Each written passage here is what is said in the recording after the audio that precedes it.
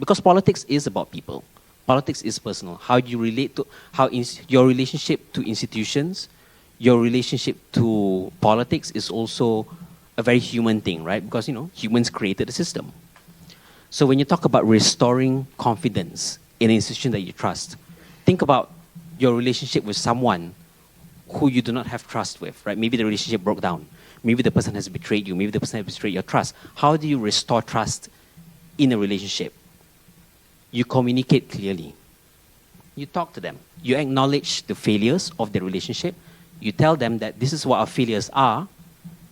These are the corrective actions I am taking to fix that problem in order to restore trust. You may not restore trust immediately, but the effort seen in rebuilding trust is something that I think a lot of people will take comfort in.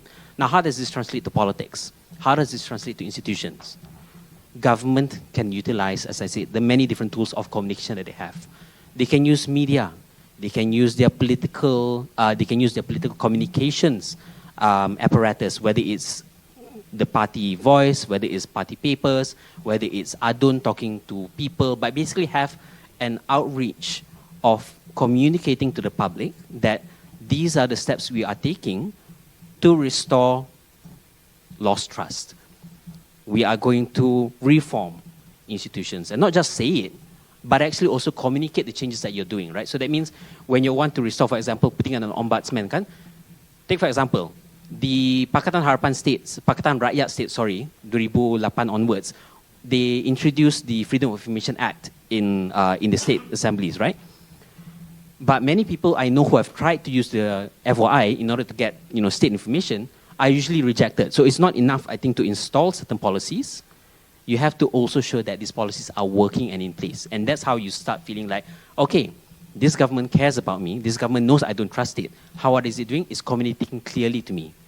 It's also installing policies, and it's also communicating to me through the implementation process that these things are working. Restorative justice, restorative policies are in place so that I can learn to trust this government more. What the government is unfortunately having now is a breakdown in communication. And I think I'm not the only one in the room that probably has these criticisms towards the Ministry of Communication and how their communication is like. Yeah, the chuckles tell me enough. Everybody knows that government does not know how to communicate. You need good communication, and you need to show that you're fixing the relationship. Yeah, and I know it sounds like very touchy-feely, I'm going to psychology, but actually you need to think about politics as a very human thing. You think about your relationship with politics, your relationship with institutions, that's also how you should think about how you want to fix certain problems as well, because politics is personal. What you feel and what you experience with what politics has an effect on you is how you understand the ideology, right? So earlier just now we were talking about liberalism, right? How do you understand liberalism? People will understand what liberalism means if they see it reflected in the politics that affect your daily lives.